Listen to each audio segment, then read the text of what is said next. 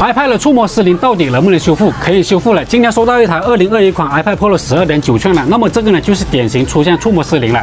我们来看一下它的症状。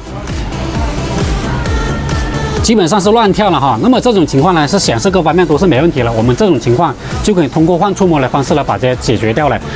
关于价位方面，像这种2021款的 iPad Pro 12.9寸的话呢，换个触摸大概在500多块钱左右。如果你的尺寸稍微是小一点，像mini 系列或者是11寸的话呢，它的价位可能就会便宜一点，而且老款一点的也是会便宜一点的。像这种新款一点啊，它价格是非常贵的。换这个触摸大概要2-3个小时左右，换好它效果究竟怎么样呢？我等一下就给你们看一下，我们现在就给你们来整一下。来，现在这个21款 iPad Pro 的触摸我们已经搞定了，来看一下哈。换触摸呢，这个盖板也是一起换掉了。然后我们现在来测一下换好的效果怎么样的，现在就不会乱触了，基本上都是完全正常的。